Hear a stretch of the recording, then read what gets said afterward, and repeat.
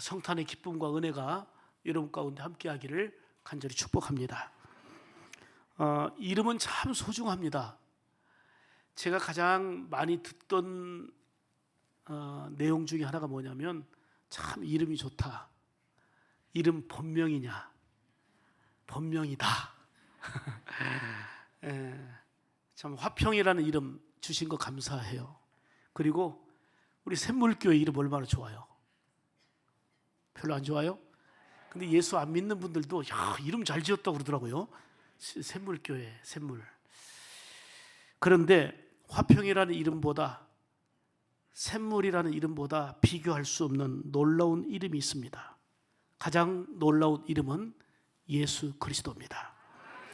예수님의 이름은 치유하는 이름이고, 예수님의 이름은 무엇보다도 구원하는 이름이고, 각종 병을 고치고 사단의 모든 권세를 물리치는 능력의 이름이 바로 예수입니다. 여러분, 제 이름으로 사탄아 물러가라고 목쇠도로 얘기해도 사탄이 앞에서 얼쩡거릴 거예요. 그런데 예수 그리스도의 이름으로 물리칠 때에 예수 그리스도의 이름의 능력으로 한 길로 왔던 사탄은 7길로 도망가게 되는 역사가 있습니다. 예수 이름이 물리치는 이름이고, 구원의 이름이고, 능력의 이름이고, 놀라운 이름 그 자체입니다. 복음은 복된 소식, 기쁨의 소식이다라는 의미죠. 우리를 구원하시기 위해서 이 땅에 오신 예수님은 복음 그 자체입니다. 복음을 우리가 소유하고 누리고 힘껏 전하면서 성탄하신 예수님을 기쁨으로 메리 크리스마스 하고 전한다는 거, 이게 얼마나 우리가 해야 할 일이고 귀한 일입니까? 여러분 보세요. 전 세계를 막론하고 복음이 전파되어지는 곳마다 나타나는 현상이 있는데 영혼이 살고 민족이 살았단 말입니다. 로마서 1장 16절에 보면 복음은 모든 믿는 자에게 구원을 주시는 뭐가 된다고요? 하나님의 능력이 됩니다. 누구에게? 모든인데 믿는 자에게. 믿어야 역사가 나타나는 거예요. 믿는 자에게 구원을 주시는 하나님의 능력이 바로 복음인 줄 믿습니다. 사실 복음이라는 단어는 그 로마 황제 사상 숭배에 결부됐던 단어입니다. 예수님이 탄생하실 때 로마 황제가 아구스도입니다. 누가복음 2장 1절에 나오죠. 또 예수님께서 이제 공생의 사역을 시작할 때는 황제가 바뀌는데 디베료 황제로 바뀌어요. 이제 누가복음 3장 1절에 나옵니다. 그런데 당시 사람들은 황제를 신처럼 숭배했습니다. 황제가 신이라는 거예요. 그리고 황제 또한 백성들에게 자신을 신처럼 숭배하도록 강요했었습니다. 그리고 그 당시에 황제에 대한 소식을 복음이라는 말을 썼어요. 황제에 관한 내용, 황제에 관한 소식이 복음이라는 거예요. 그런데 성육신 하시고 십자가에서 죽으신 예수님, 그리고 부활하신 예수님을 만난 제자들이 당당하게 외쳤습니다. 여러분, 복음은 황제가 아니고 복음은 예수 그리스도입니다라고 외친 거예요. 예수 믿어야 영생합니다라고 외쳤더니 황제를 비롯해서 당시의 사람들이 좋아할 리가 없어요. 그러니까 사도들을, 제자들을 핍박하고 예수 믿는 자들을 핍박하고 잡아 죽이고, 그래서 순교하는 자들이 많이 일어났습니다. 복음은 황제도 그 누구도 아니라 예수 그리스도입니다. 우리가 성경을 보면 신약 성경에 마태복음, 마가복음, 누가복음, 요한복음 이렇게 복음서라고 그러죠. 이 복음서는 예수님의 탄생과 예수님의 생애, 예수님의 죽음과 예수님의 부활에 대한 내용을 기록한, 여기를 복음서라고 말합니다. 로마서 1장 2절에도 바울은 강력하게 말하죠. 이 복음은 하나님이 선지자들을 통하여 그의 아들에 관하여 성경에 미리 약속하신 것이라. 이 복음이 어느 날 갑자기가 아니라 이미 예수님이 이 땅에 오시기 전에, 육신의 몸으로 탄생하시기 전에 선지자를 통해서 선포하고 예고되고 예언되었던 말씀에 대한 성취임을 얘기하고 있습니다. 그렇습니다. 바울은 황제를 신으로 숭배하는 로마 사람들에게 복음의 주인공은 황제가 아니라 하나님의 아들 예수님이라고 전한 것입니다. 그러다 보니 바울 역시 사람들에게 환영받지 못하고 핍박을 받고 고통을 당해야만 했습니다.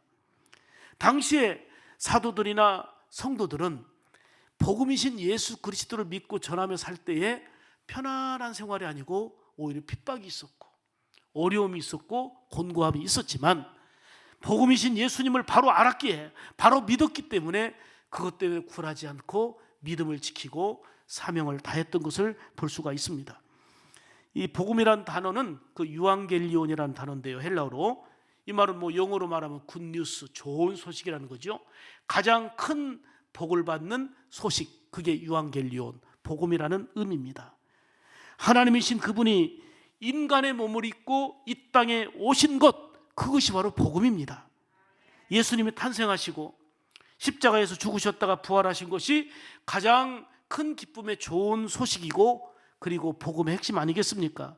그래서 예수님이 태어나실 때에 천사들이 뭐라고 외칩니까? 천사들이 찬송하기를 누가복음 2장 10절 11절에 이렇게 외칩니다. 다 같이 봅시다. 시작. 보라, 내가 온 백성에게 미칠 큰 기쁨의 좋은 소식을 너희에게 전하노라. 오늘 다윗의 동네에 너희를 위하여 구주가 나셨으니 곧 그리스도 주시니라. 아멘. 자, 천사들이 뭐라고 외칩니까?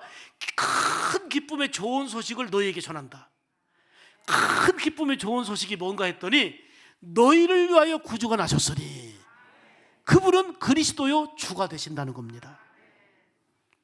예수님이 바로 복음이시라는 것입니다. 여러분, 사람이 중요하게 여기는 것 많이 있지만 누구나 할 것 없이 가장 중요한 건 목숨이에요. 생명이에요. 내가 갖고 싶은 거, 내가 계획하고 싶은 거 누린다 해도 생명이 끝나면 무슨 의미가 있어요? 아무것도 내 것과 상관도 없고 느끼지도 누리지도 못해요. 목숨이 있어야 되는 거고 생명이 있어야 되는 것입니다. 이러한 육신의 생명도 중요할진데 우리에게 영원한 생명을 주시는 분이 바로 예수 그리스도십니다.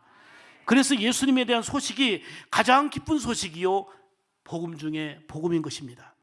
죄로 인해서 영원히 죽게 될 인간을 용서하시고 구원한다는 소식이야말로 복음 아니겠습니까? 예수 그리스도는 구원의 이름이요 복음의 능력인 놀라운 이름입니다. 오늘 시간 놀라운 이름 예수 그리스도에 대해서 본문을 통해서 들려주시는 생명의 말씀을 오늘도 세 가지로 듣기를 원합니다. 놀라운 이름 세 가지를 말씀드리려고 합니다. 첫째로, 놀라운 이름은 예수입니다. 예수. 아멘. 21절 보겠습니다. 아들을 낳으리니 이름을 뭐라 했어요? 예수라 하라. 예수라는 이름 뜻이 뭐냐? 이는 그가 자기 백성을 저희 죄에서 구원할 자이심이라. 자기 백성을 죄에서 구원할 자가 예수인데 예수 이름의 뜻입니다. 가브리엘 천사는 요셉에게 마리아가 임신하게 된 배경을 설명합니다. 이는 성령으로 잉태되는 것이니 걱정하지 말고 믿음으로 받으라 얘기한 것입니다. 그리고 이름은 자기 백성을 저희 죄에서 구원할 자라는 뜻으로 예수라 하라 이렇게 말씀했습니다. 여러분 보세요. 예수 이름은 구원하는 이름이에요. 그러기에 가장 놀라운 이름인데요, 제 이름을 비롯해서 좋은 이름들 많지만 세상에 그 어떤 이름이 구원하는 이름이 있습니까? 우리에게 죄 용서하고 구원을 주는 이름이 또 세상 어디 있습니까? 그 누구도 죄와 마귀와 멸망의 지옥에서 건질 이름은 없습니다. 오직 예수. 아멘입니까? 그래서 우리 주님은 말씀하셨어요. 수고하고 무거운 짐진 자들아 다 내게로 오라. 내가 너희를 쉬게 하리라. 인생의 짐을 해결해 주시고 구원해 주실 분은 오직 예수님이십니다. 우리를 구원하는 놀라운 이름인 예수님의 이름으로 살아갈 때에 비록 힘들고 답답한 환경들이 우리 앞에 놓이곤 하지만 그걸 이겨낼 수 있는 은혜가 주어질 줄 믿습니다.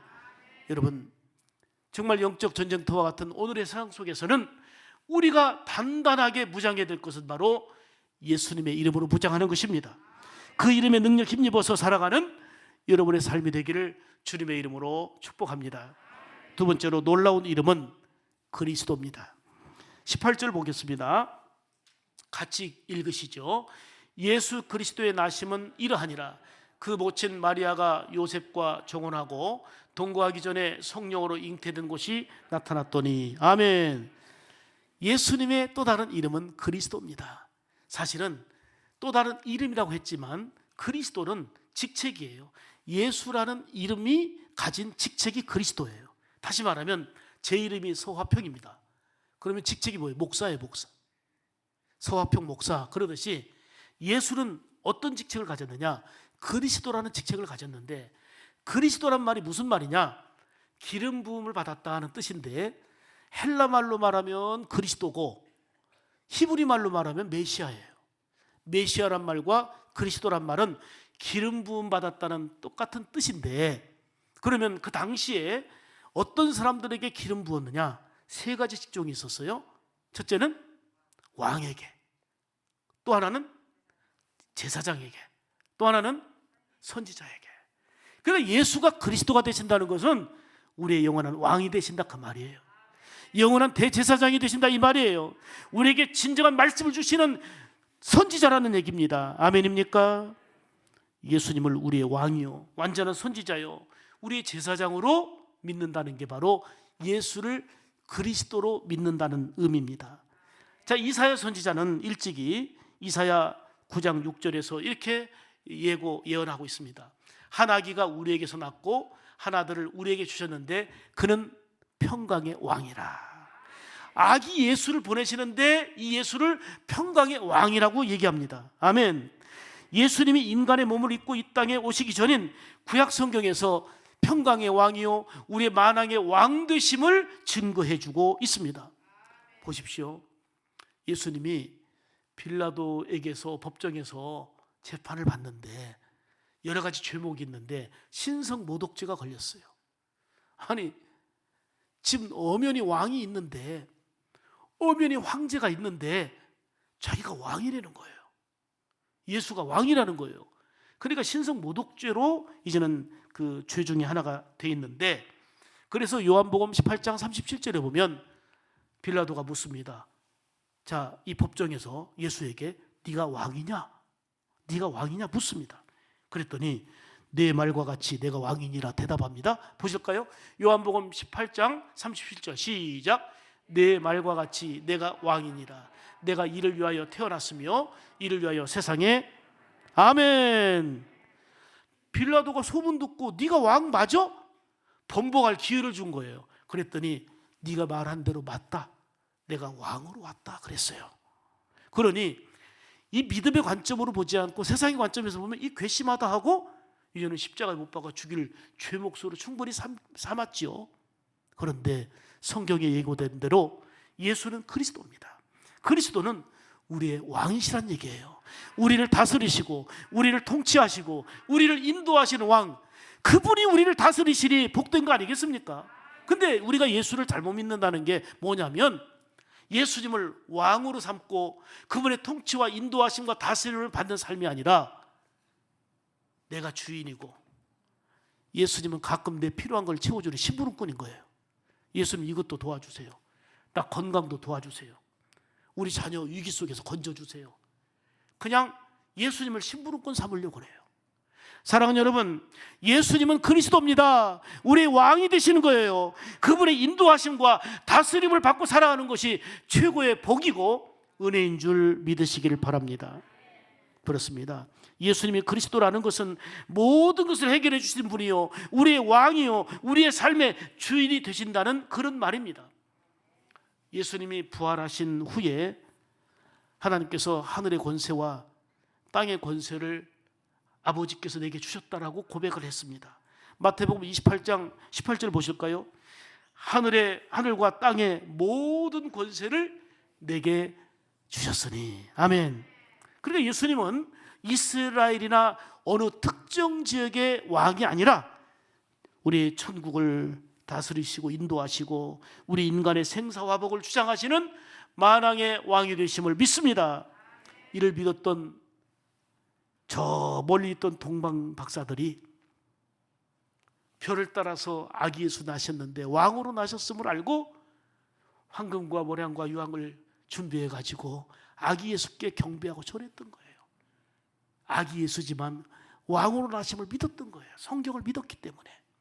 들에서 양을 치던 목자들도 왕으로 나신 우리 주님을 경배하고 찬양했던 거예요. 천군 천사들도 노래하면서 왕으로 나신 예수 그리스도를 찬송하며 가장 기쁨의 좋은 소식을 모두에게 전해준 것입니다. 우리 또한 왕으로 나신 예수님을 이렇게 고백하며 찬송하잖아요. 왕이 나셨도다, 왕이 나셨도다. 평강의 왕이 오시니 다 평안하여라. 노엘 이스라엘 왕이 오셨네. 우리 임금, 우리 주, 우리 모두 절하세. 다 왕 되신 우리 주님을 찬양하고 경배하는 가사고 우리의 믿음의 고백인 줄 믿습니다. 예수는 그리스도입니다. 요한복음 20장 31절에 보면 하나님의 말씀인 성경을 기록한 목적이 나와요. 왜 성경을 기록했느냐? 자, 보실까요? 오직 이것을 같이 읽습니다. 시작. 오직 이것을 기록함은 너희로 예수께서 하나님의 아들 그리스도이심을 믿게 하려 함이요 또 너희로 믿고 그 이름을 힘입어 생명을 얻게 하려 함이니라. 아멘. 자, 보세요. 오직 이거 성경을 기록한 이유는 너희로 예수님이 누구이심을, 하나님의 아들 그리스도이심을 믿게 하려 함이라. 성경을 기록한 목적이 예수가 그리스도임을 믿으라는 거예요. 예수가 그리스도임을. 그래서 너희로 믿음으로 말미암아 그 이름을 힘입어서 생명을 얻게 하려는 거, 이게 바로 성경의 기록의 목적입니다. 그래서 베드로는 오순절 설교 시에 예수가 그리스도임을 힘차게 증거했습니다. 사도행전 2장 32절 보실까요? 이 예수를 하나님이 살리신지라 우리가 다 이 일의 증인이로다 하고 36절에 이어서 내가 너희에게 전하는 이 예수를 하나님이, 따라합시다, 주와 그리스도가 되게 하셨다. 아멘. 그렇습니다. 너희가 십자가에 못 박혀 죽였으나 하나님이 살리셨고 하나님이 살리신 이 예수는 너희의 주가 되고 너희의 그리스도가 된다, 그 말이에요. 아멘. 바울 사도도 내가 너희에게 전하는 이 예수가 곧 그리스도라고 사도행전 17장 3절을 통해서 말씀하고 있습니다. 사람들은 죄악된 행동으로 예수님을 십자가에 못 박아 죽였지만 하나님은 그 죽음에서 살리셨습니다. 무엇보다도 우리의 주요 그리고 우리의 그리스도가 되게 하셨습니다. 여러분, 신앙의 핵심이 뭡니까? 신앙의 가장 기본이 되고 핵심이 되는 것은 예수님을 나의 주로, 예수님을 나의 그리스도, 즉 왕으로 믿고 주님의 인도와 다스림을 받고 사는 거, 이게 신앙의 핵심이에요. 예수님께서 제자들을 향해 물으셨잖아요. 너희는 나를 누구로 믿느냐? 내가 누구냐? 내가 누구냐? 이때 베드로가 고백하기를 주는 그리스도시오 그랬어요. 주는 그리스도시오, 살아계신 하나님의 아들이십니다. 이 고백 때문에 우리 주님이 얼마나 기뻐하셨는지 네가 제대로 알고 있구나. 주가 그리스도라는 거예요. 예수님이 주가 되시고 그리스도라는 거예요. 네가 바로 믿고 바로 알고 있구나. 그래서 마태복음 16장 18절 19절에 보면 이렇게 예수님께서 칭찬하셨어요. 내가 이 반석 위에, 이 말은 주는 그리스도시요 살아계신 하나님의 아들이라고 하는 믿음의 반석, 신앙 고백 위에, 그 말이에요. 신앙 고백 위에 내 교회를 세우리니. 여러분, 교회가 서목사가 개척했다고 해서 서목사 교회도 아니고 어느 분이 특별히 헌신하고 충성했다고 그분의 교회도 아니고 주님의 교회예요. 예수 그리스도 교회예요. 음부의 권세가 흔들지 못하도록, 이기지 못하도록 역사하시고, 그 다음에 이렇게 예수님을 주로 그리스도로 고백한 베드로를 향하여 내가 천국 열쇠를 너에게 주겠다 말씀하셨습니다. 사랑하는 여러분, 예수님은 우리의 주가 되십니다. 아멘할 준비하세요. 예수님은 우리의 시간의 주인이십니다. 우리의 물질의 주인이십니다. 우리의 생명의 주인이십니다. 우리의 가정의 주인이십니다. 우리 자녀들의 주인이십니다. 우리 모든 것의 주인이 바로 예수 그리스도입니다. 그 다음에 예수님은 그리스도입니다. 그리스도란 말은 우리의 왕이란 얘기입니다. 우리의 삶을 다스리시고 해결하시는 분이라는 것입니다. 나의 구원자라는 것입니다. 그리고 예수님은 살아계신 하나님의 아들이라는 말인데, 이 말씀은 지금 이 자리에서 나에게 역사하시는 나의 하나님이란 얘기입니다. 이러한 믿음의 고백이 주님을 기쁘시게 했고 칭찬이 있었고 놀라운 능력과 은혜의 삶을 살게 하는 원동력이었던 것입니다. 그런데 참으로 안타까운 것은 본문 당시에 그 많은 사람들이 예수를 주님으로 믿지 못하고 예수님을 그리스도로 모시지 못하고 알아보지도 못하고 영접하지도 않았다는 사실입니다.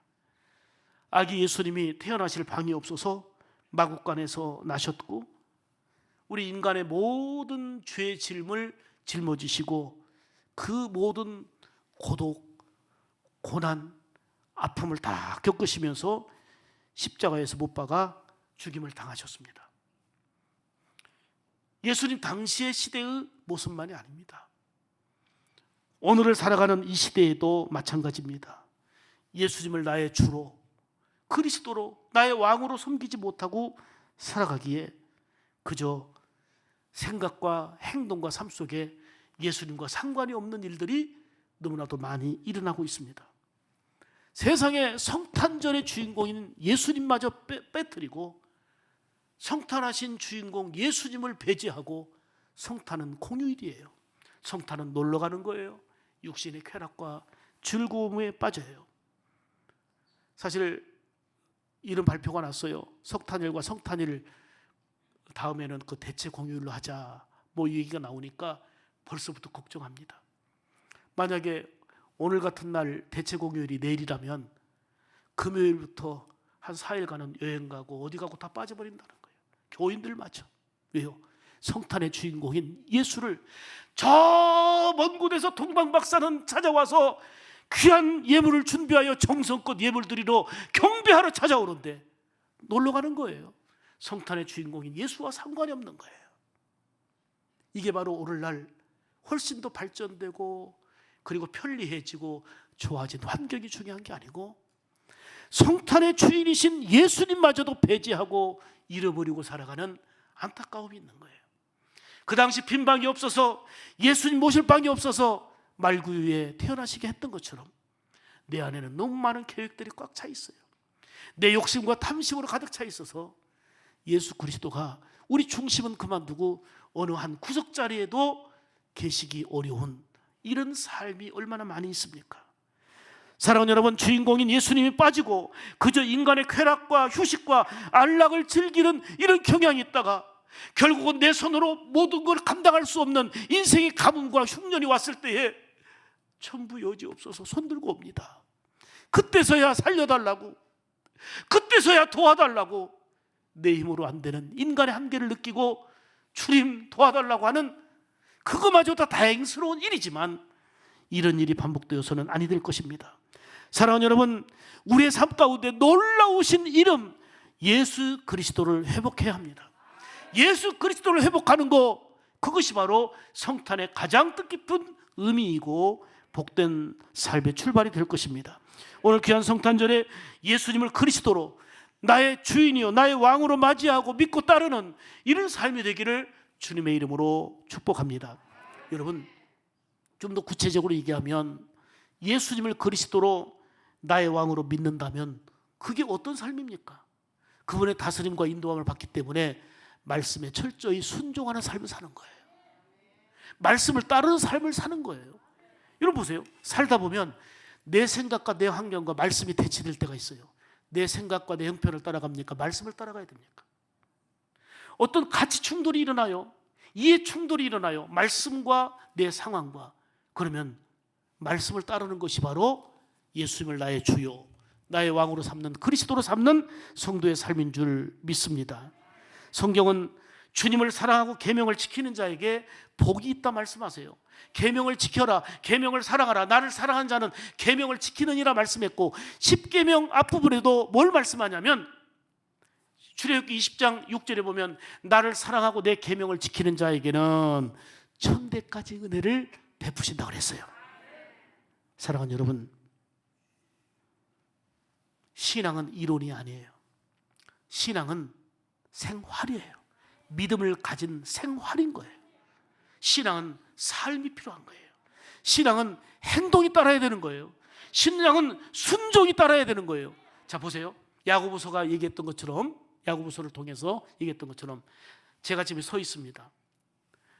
영혼이 없는 몸이 뭐한 것처럼, 영혼 빠지면 죽은 거예요. 이 자리에 푹 쓰러져 가지고 아무것도 못해요. 영혼이 없는 몸이 죽은 것처럼 행함이 없는 믿음은 죽은 거라 그랬어요. 행동하지 않으면, 순종하지 않으면 그게 믿음이 아닌 거예요. 죽은 믿음인 거예요. 이로 인해서 역사를 이룰 수도 없고 세상을 이길 수도 없고 하나님의 기뻐한 뜻을 이룰 수가 없는 거예요. 여러분, 믿음 생활 잘하는 게 고난이에요. 왜요? 남들이 안 가는 길을 가야 되고, 많이 절제해야 되고, 많이 수고해야 되고. 그렇지만 우리는 좁은 길로 가고 믿음의 길을 가면서 주의 계명을 사랑하고 즐거워하며 순종하는 삶이 되어야 될 줄 믿습니다.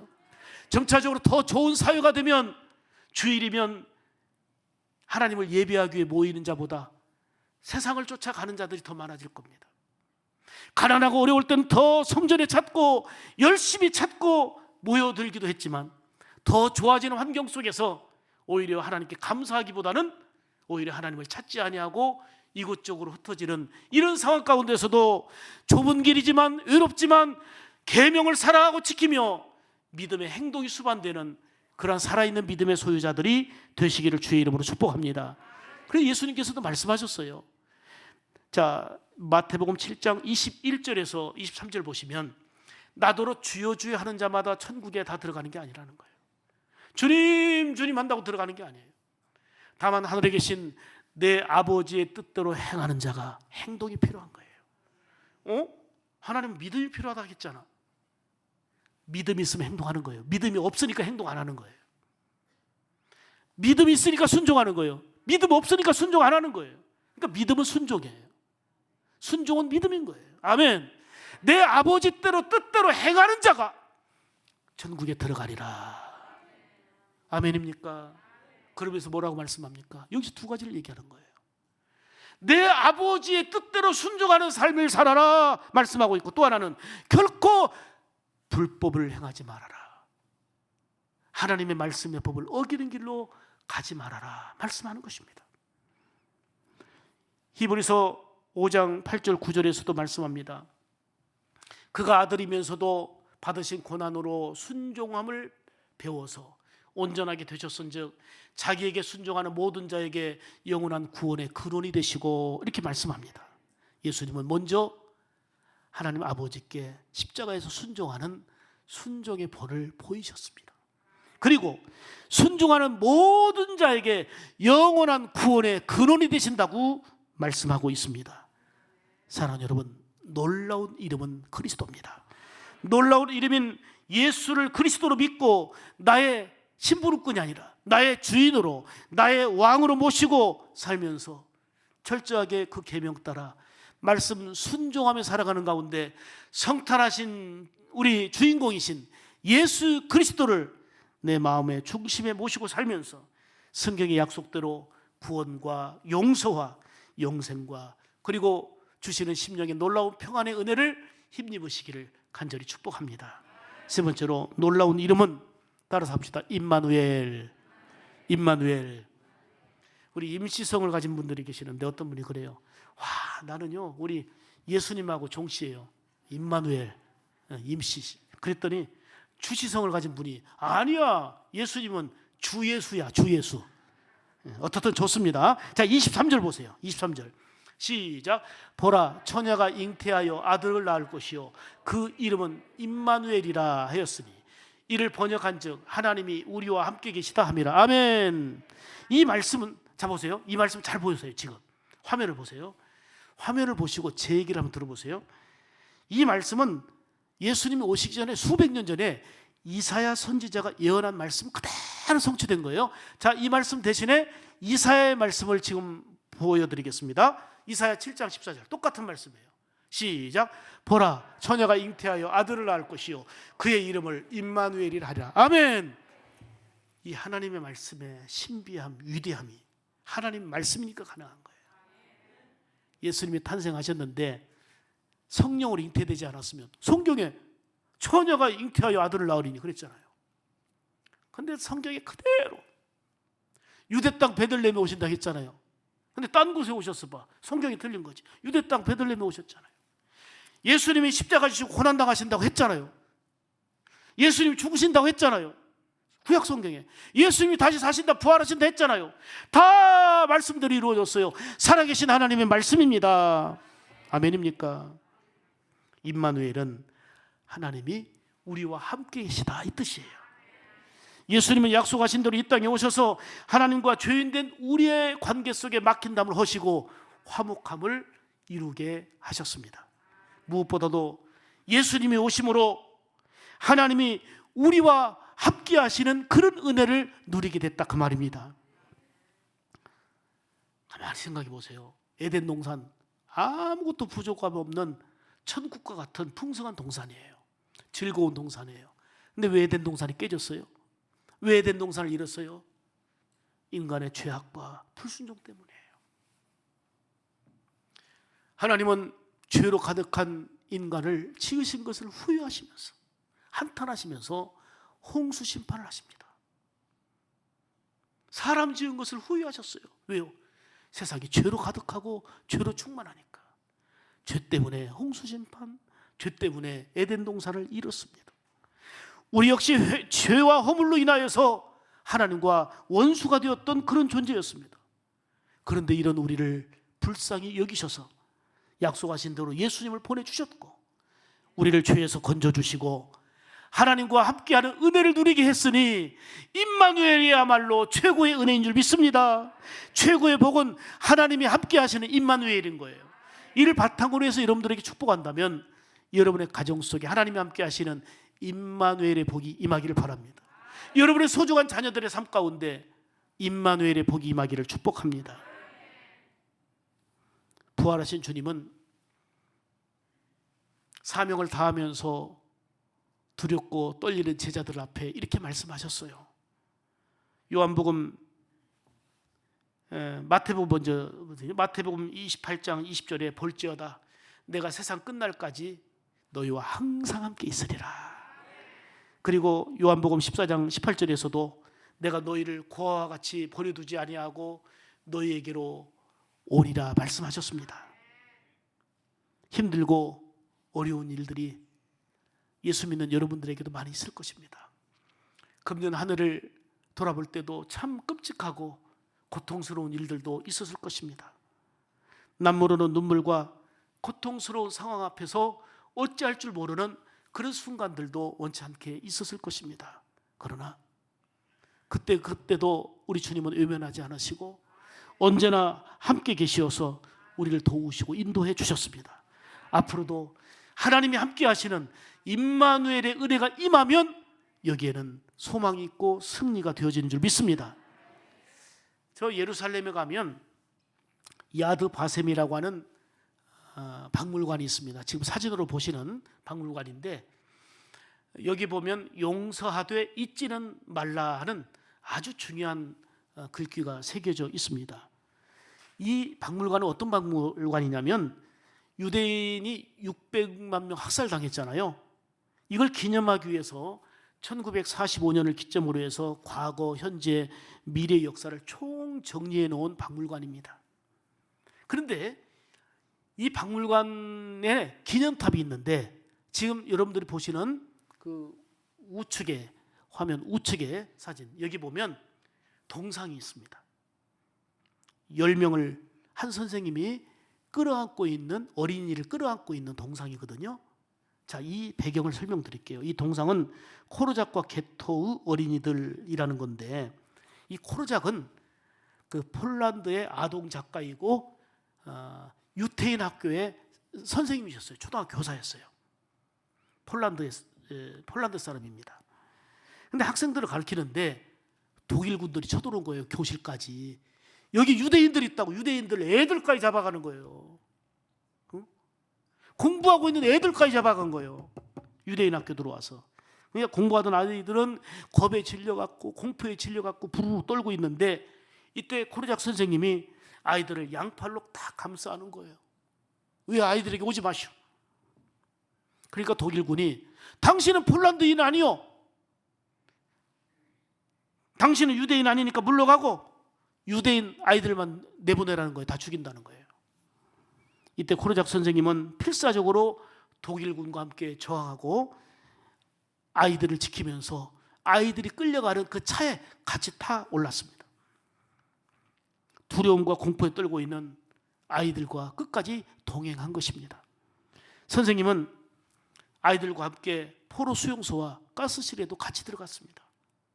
죽음의 공포 앞에서 떨고 있는 아이들을 위해서 하나씩 기도해주며 격려해주며 절대적으로 하나님 믿고 예수님 믿고 의지하면서 승리하자고 격려했습니다. 이때 아이들은 동행해주고 함께하는 선생님의 격려에 힘입어서 두려움과 공포 그 자체였지만 선생님이 함께해 주셔서 마음이 평안하고 하나님이 도와주시니까 두렵지 않다고 고백하고 독일군에 의해서 희생을 당했습니다. 이들은 믿음을 지키다 천국에 이르게 된 것입니다.